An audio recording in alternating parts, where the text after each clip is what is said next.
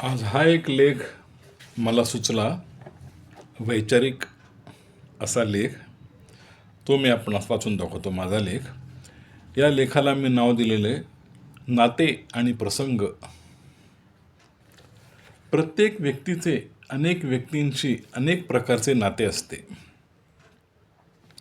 बिना नात्याचा एकही माणूस जगात कुठेही सापडणार नाही.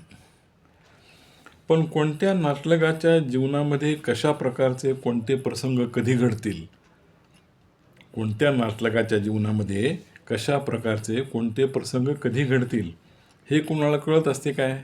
नाही. म्हणजे आपले कुणाशी कसे नाते आहे यावर त्या घडलेल्या घटनांचा संबंध असावा.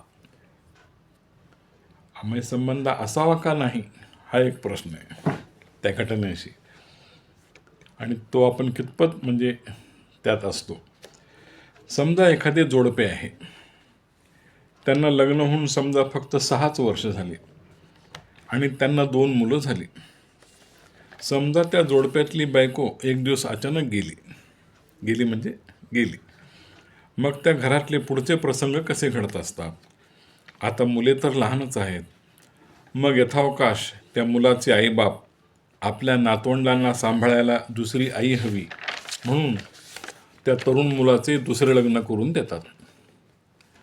मग त्याचे नवीन जीवन सुरू होते. मुलांना नवी आई मिळते. पण तिकडे त्या गेलेल्या मुलीच्या माहेरी त्यावेळी कसे वातावरण निर्माण होत असेल?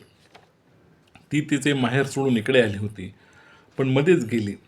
त्यामुळे तो प्रसंग कसा वातावरण निर्मिती करतो?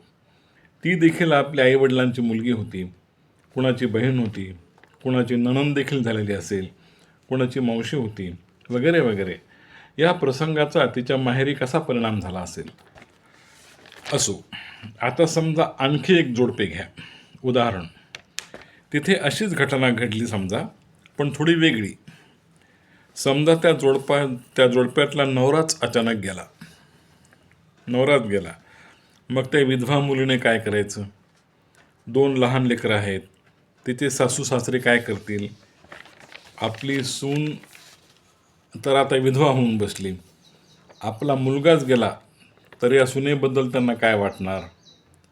मग तिच्याकडे बघण्याचा त्यांचा दृष्टिकोन कसा होईल? या प्रसंगामुळे त्यांच्या नात्यामध्ये काही फरक पडतो काय?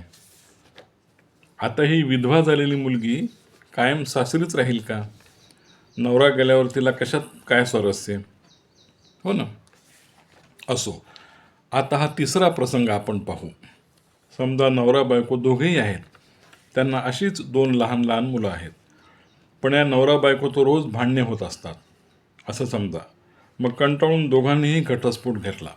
पती पत्नीने दोघेही विभक्त झाले.